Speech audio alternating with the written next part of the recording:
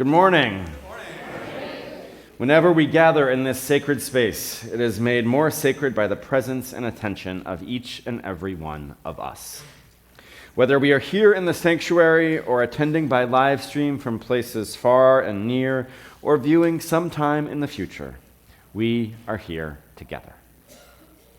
I invite those here in person to turn to the camera and wave to our live streaming friends. Let us now take a moment to greet one another.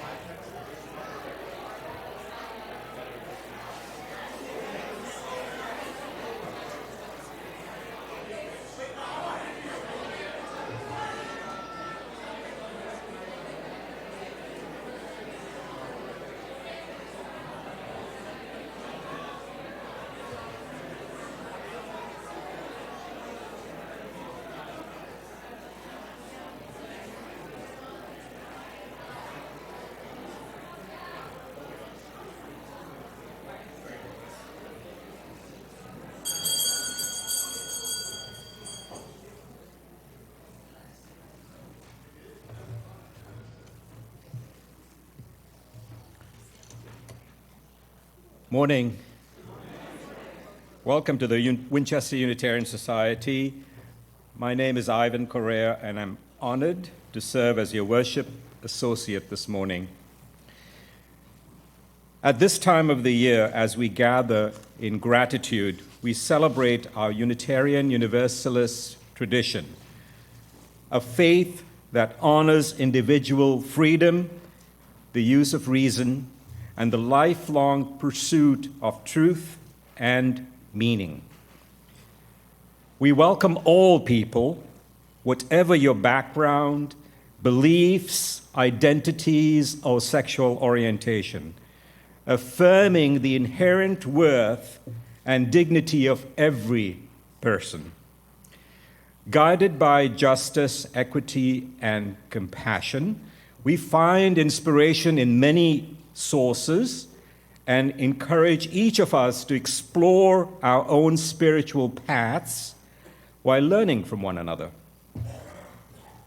This Sunday, our all-ages service will feature the Haudenosaunee Thanksgiving Address. As we reflect together, we'll explore our connection with nature and the universe and consider how our interdependence and thankfulness are woven together in our lives.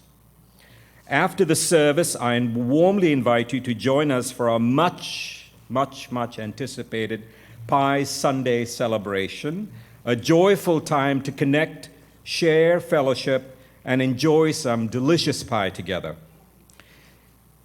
In addition to pie, the Crafting Kindness store in the chapel is open for business until 1 p.m. This is a great opportunity to support the church and find great holiday gifts. And now I invite you to open our hearts and minds to the spirit of worship as Reverend Seth shares the invocation.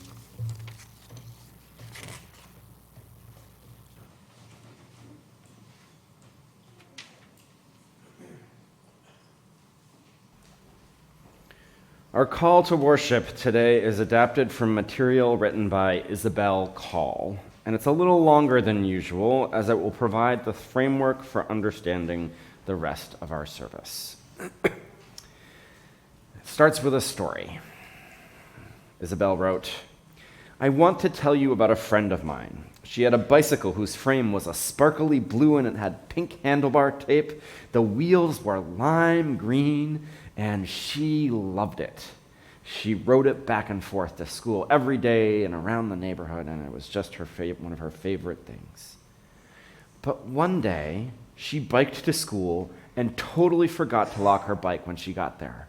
Has anyone ever done anything like that? Totally forgotten to do something important? Yeah. And then when it was time to leave, she went outside to get on her bike, and it wasn't there. Someone had stolen it. Ugh.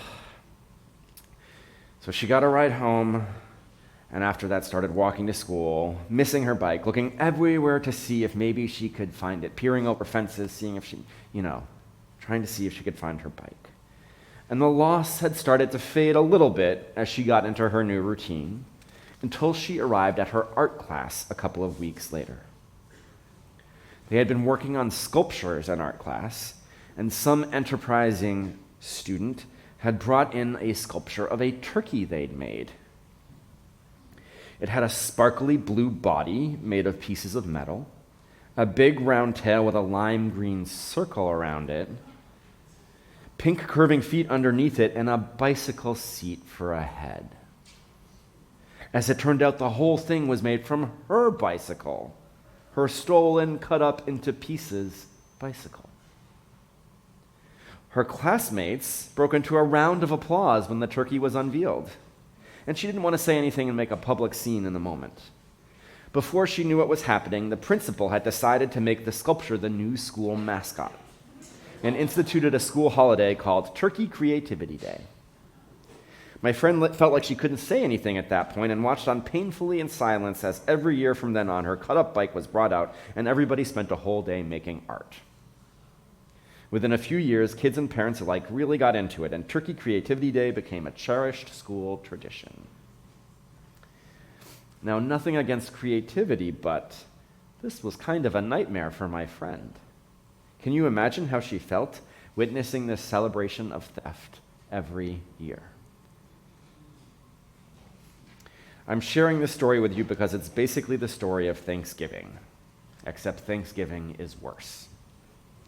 I've started writing and saying Thanksgrieving instead of Thanksgiving, because in popular culture, we've come to see Thanksgiving as a commemoration of a friendly feast shared by Native Americans and European settlers.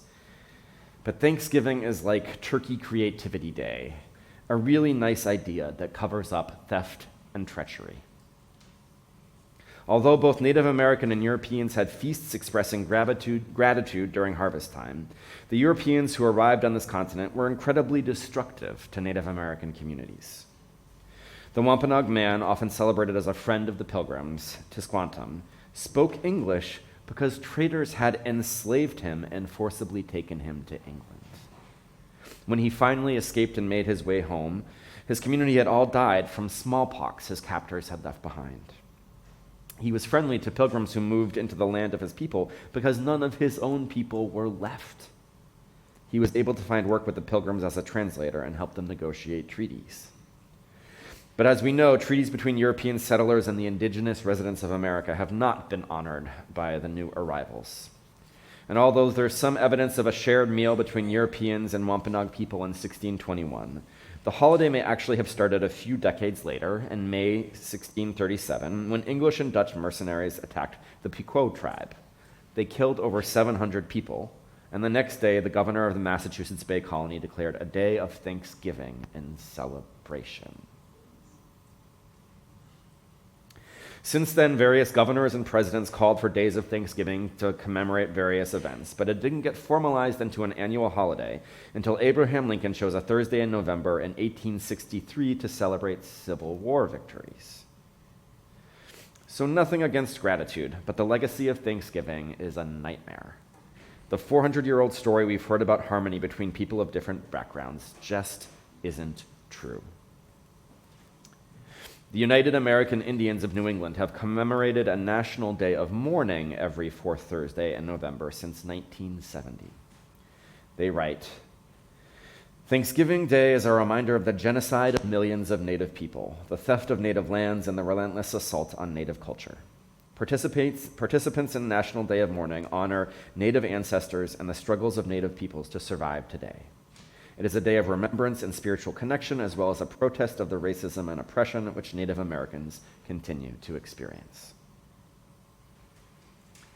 It may be uncomfortable to hear this as we prepare for our Thanksgiving festivities. We celebrate Thanksgiving because gratitude is indeed essential to human life. but grief is essential for healing our history of violence. It's really hard to be thankful and sorrowful at the same time. But this is life. Sometimes joy and sorrow come together. So wrote Isabel Call. Those were all her words. Now, this is a tougher framing than what we usually begin a service with. Most often we are naming good things as we draw together in the spirit of community, which is good and appropriate. This morning, though, our service is organized around the Thanksgiving address from the Haudenosaunee people, also known as the Iroquois Confederacy.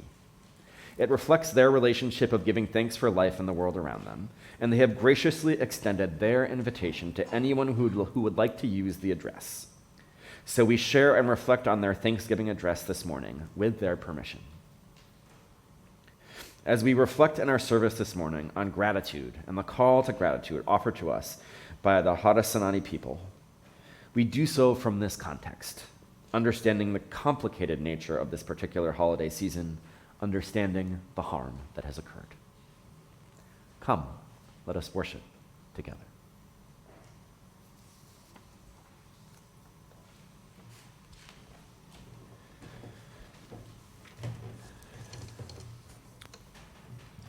I now invite Alice Levering to come up to light the chalice.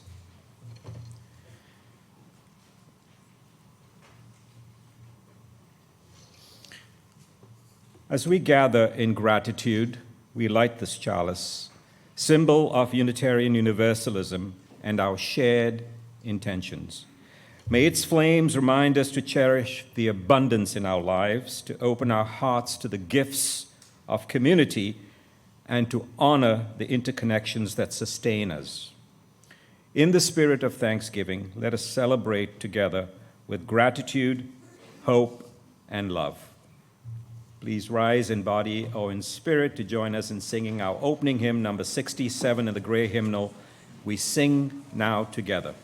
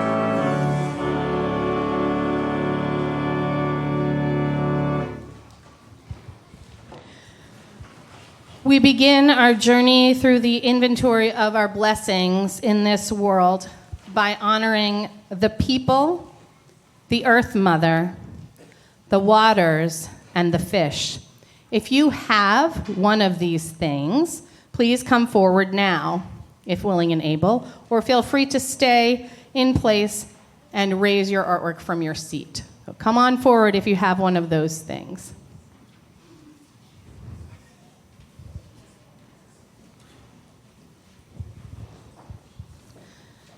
Lua, come on up here with me. The people. Today we have gathered and we see that the cycles of life continue. We have been given the duty to live in balance and harmony with each other and all living beings. So now we bring our minds together as one, as we give greetings and thanks to each other as people. Now our minds are one. So please join us at every reading with the congregational response, now our minds are one. Next, the Earth Mother. We are all thankful to our mother, the Earth, for she gives us all that we need for life. She supports our feet as we walk about upon her. It gives us joy that she continues to care for us, as she has from the beginning of time. To our mother, we send greetings and thanks. Now our minds are one.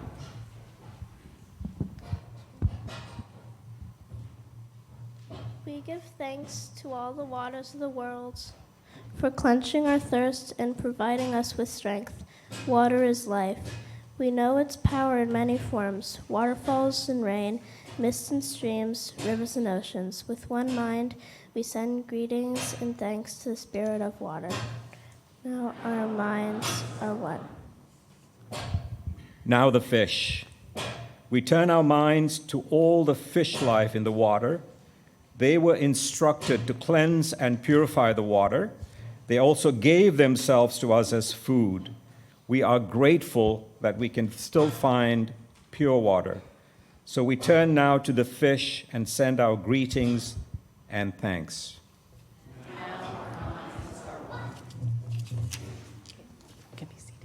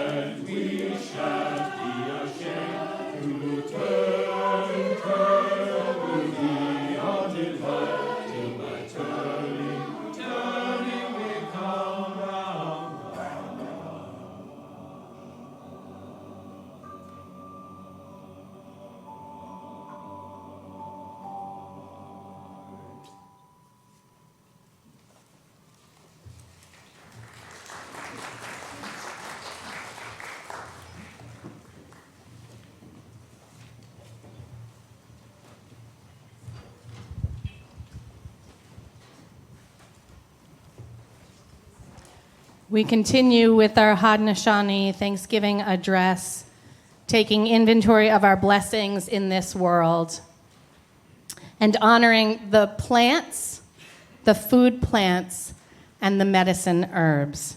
If you have one of these, please come forward, or if you would rather stay in your seat, you can raise your artwork from there. The plants. Now we turn toward the vast fields of plant life. As far as the eye can see, the plants grow, working many wonders. They sustain many life forms. With our minds gathered together, we give thanks and look forward to seeing plant life for many generations to come. Now our minds are one. With one mind, we turn to honor and thank all the food plants we harvest from garden. Since the beginning of time, the grains, vegetables, beans, and berries have helped the people survive. Many other living things draw strength from them too. We gather all the food plants together as one and send them a greeting of thanks. Now our minds are one. The medicine herbs. Now we turn to all the medicine herbs of the world. From the beginning, they were instructed to take away sickness. They are always waiting and ready to heal us. We are happy that they are still among us. Oh, wait. The special few who remember to use these plants for healing. With one mind, we send greetings and thanks to all the medicines and to the keepers of medicines. Now our minds are one.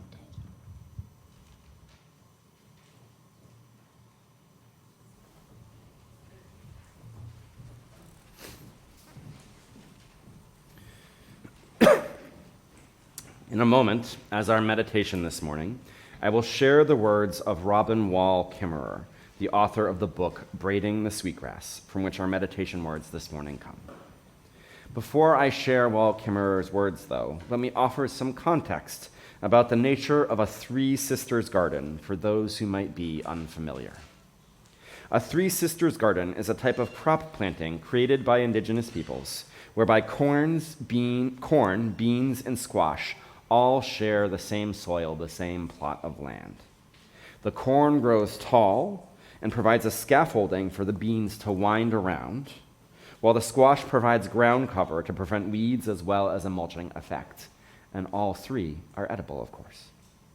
Not only do these three plants provide a strong nutritional basis for people, with carbohydrates from the corn, protein from the beans, and other supplements and nutrients from the squash, but planting like this also prevents depletion of the nutrients in the soil, which so often happens with Western single crop farming. So instead of neat, orderly rows of one crop, envision a beautiful bouquet of life, three different crops intertwined, supporting each other, serving different functions, and growing in harmony. Here are Robin Wall Kimmerer's words. At the height of the summer, when the days are long and bright, and the thunderers come to soak the ground, the lessons of reciprocity are written clearly in a Three Sisters garden. Together, their stems inscribe what looks to me like a blueprint for the world, a map of balance and harmony. The corn stands 8 feet tall. Rippling green ribbons of leaf curl away from the stem in every direction to catch the sun. No leaf sits directly over the next, so that each can gather light without shading the others. The bean twines around the cornstalk, weaving itself between the leaves of corn, never interfering with their work. In the spaces where corn leaves are not, buds appear on the vining bean and expand into outstretched leaves and clusters of fragrant flowers. The bean leaves droop and are held close to the stem of the corn. Spread around the feet of the corn and beans is a carpet of big, broad squash leaves that intercept the light that falls among the pillars of corn. Their layered spacing uses the light, a gift from the sun, efficiently with no waste. The organic symmetry of forms belongs together. The placement of every leaf, the harmony of shapes, speak their message. Respect one another, support one another, bring your gift to the world and receive the gift of others, and there will be enough for all. The spirit of abundance in the Three Sisters Garden is beautiful. We don't need to grow only one crop, there's space for more than one. There's not only space for more than one thing to grow, they support each other in the process of growth. There is so much we could learn about how to live from a Three Sisters garden. You may come forward and light a candle now if you wish. Let us kindle the light.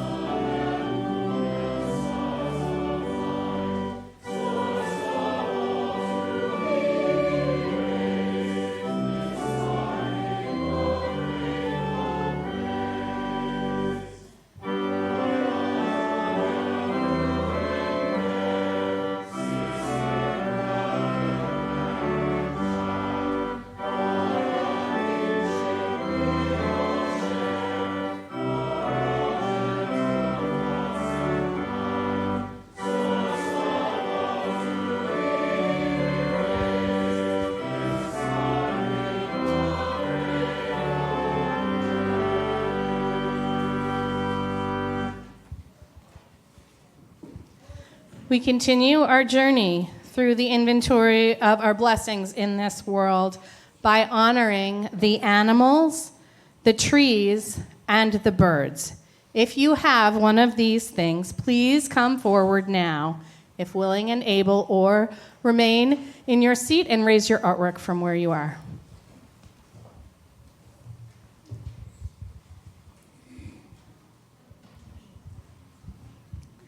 The animals. We gather our minds together to send greeting and thanks to all the animal life in the world. They have many things to teach us as people.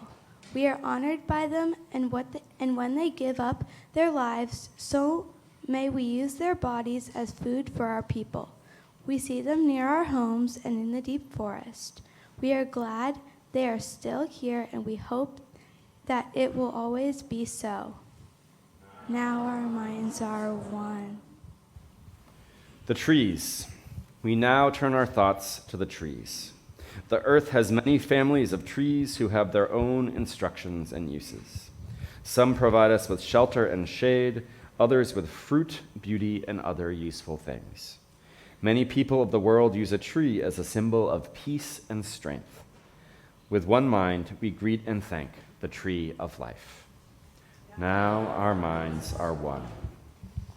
We put our minds together as one and thank all the birds who move and fly about over our heads. The Creator gave them beautiful songs. Each day they remind us to enjoy and appreciate life. The eagle was chosen to be their leader.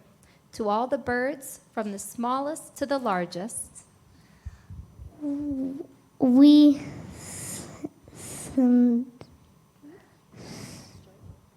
send our joyful greetings to them.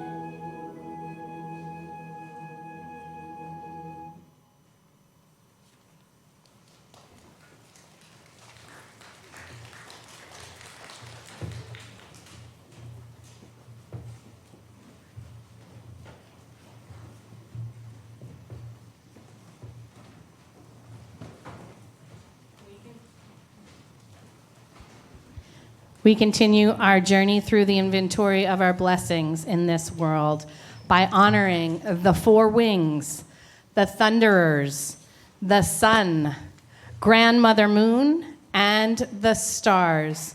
If you have one of these things, please come forward, or if you prefer, you may sit at your seat and raise your artwork.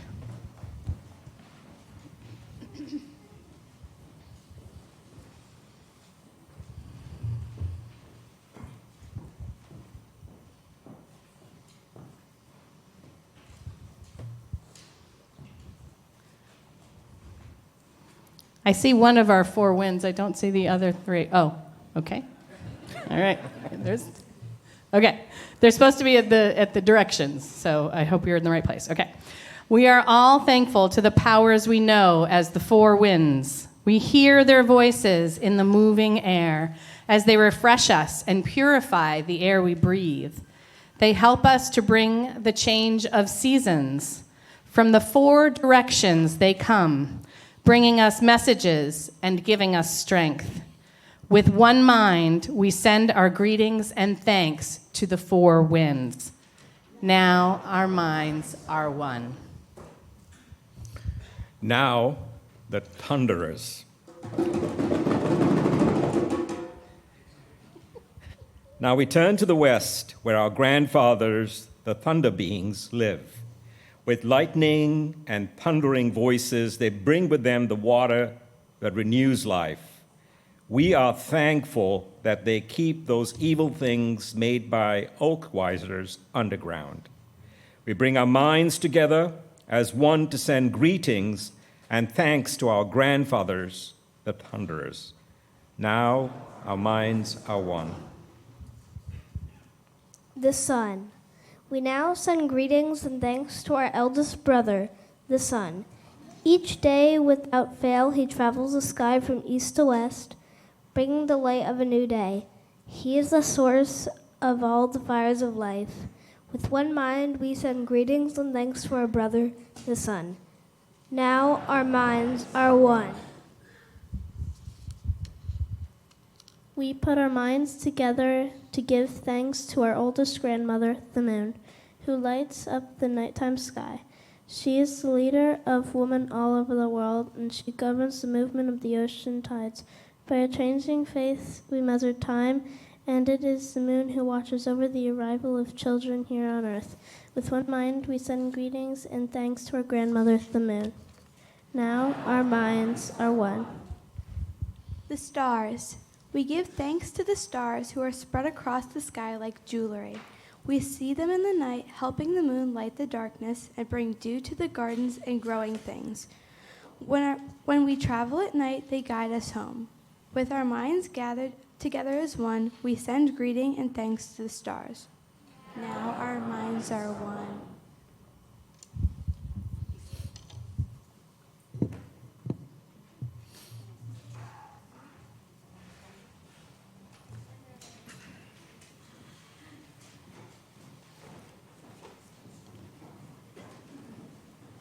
The weekly offering is a practice we engage in as a community.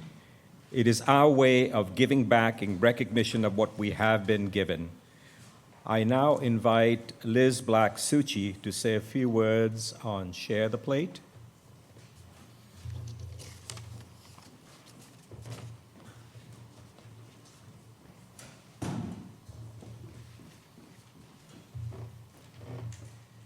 This Sunday, we share the plate with a local organization, Boston Alliance of LGBTQ+ Youth, also known as BAGLY, in honor of International Transgender Day of Remembrance, which took place this last Thursday on November 20th. Trans Day of Remembrance was founded in 1999 as a vigil to memorialize Rita Hester, a Black transgender woman who was murdered in Allston, Mass. In 1998. Her murder was the third of several killings of Black trans women which received public attention, including Chanel Pickett, another Black trans woman murdered in Watertown in 1995, whose death occurred on November 20th, the same day chosen for the observance. Friends recall Rita Hester for her bubbly, sweet personality, her status quo, and how she protected others in the trans community. Today, Winchester Unitarian Society honors the memory of Rita Hester and all trans and gender nonconforming individuals who have lost their lives to such violence. We honor their memory with this Share the Plate donation to Bagley, a vibrant youth-led organization for queer and trans youth. Bagley was founded in 1980 in Boston, but the network has grown to include groups from communities all over Massachusetts. And it collectively provides social support, direct services to more than 6,000 LGBTQ+ youth annually. They provide confidential and free, high-quality therapy for youth, culturally competent sexual education, home economics classes to prepare young adults for independent living, and material support for youth who have fled home out of safety concerns. Bagley and its larger network in Massachusetts provides safe and joyful gathering places, educational opportunities, and fun events for gender nonconforming and queer youth, where they can be their happiest and most authentic selves.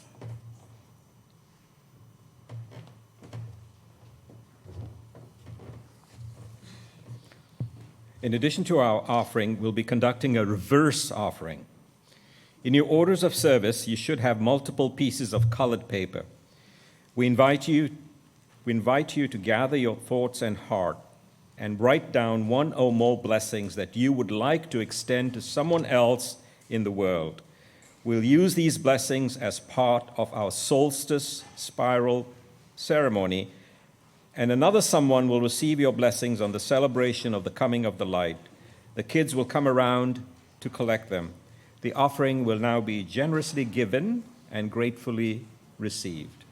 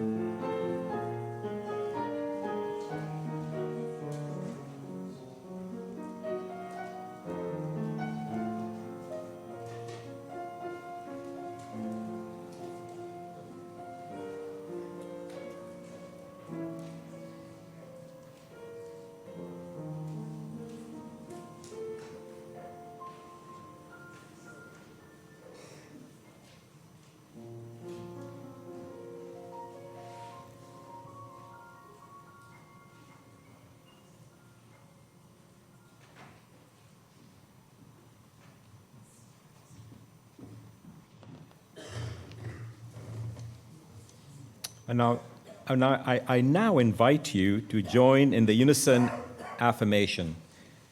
We gather, not for ourselves alone, but to use our common power to build the beloved community within and beyond these walls. We create and reaffirm this covenant this day to make justice flourish, to practice compassion amidst difference, and to embody transformative love.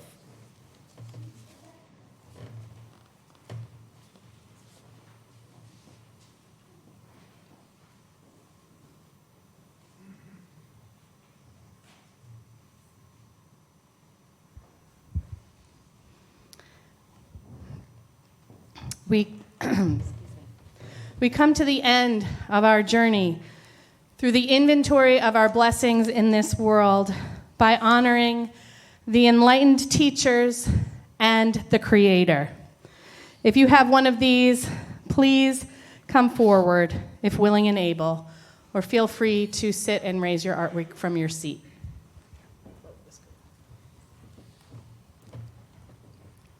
Now, the enlightened teachers, we gather our minds to greet and thank the enlightened teachers who have come to help us throughout the ages. When we forget how to live in harmony, they remind us of the way we were instructed to live as people. With one mind, we send greetings and thanks to these caring teachers. Now, our minds are one. The Creator. Now we turn our thoughts to the Creator, or Great Spirit, and send greetings and thanks to all the gifts of creation. Everything we need to live a good life is here on this Mother Earth. For all the love that is still around us, we gather our minds together as one and send our choicest words of greetings and thanks to the Creator. Now our minds are one.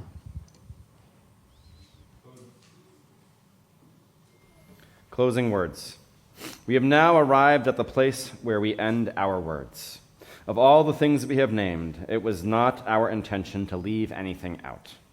If something was forgotten, we leave it to each individual to send such greetings and thanks in their own way. Now our minds are one.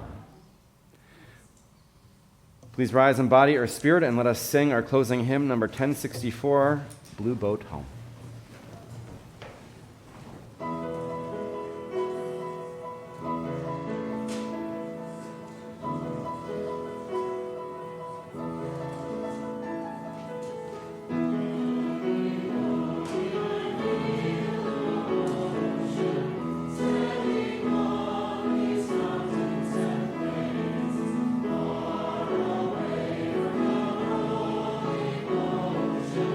Silver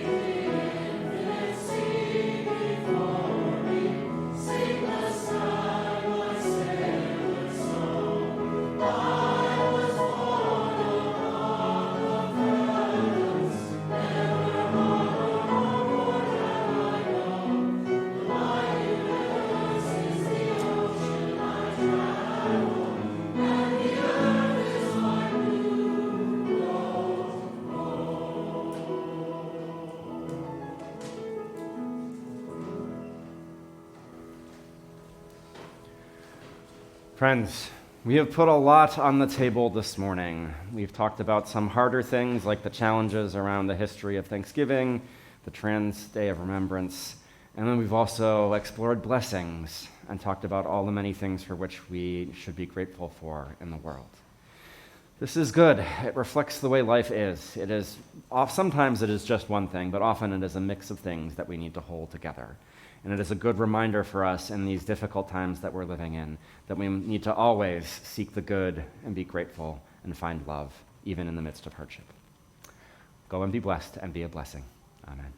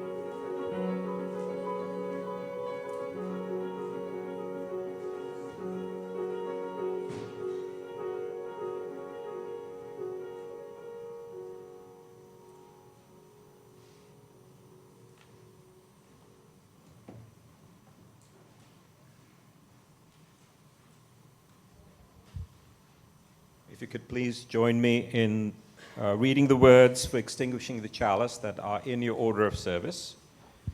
We extinguish this flame, but not the light of truth, the warmth of community, or the fire of commitment. These we carry our hearts until together again. This service is ended, but our life of service continues. Let's continue the conversation and enjoy pie in the Sims room back there.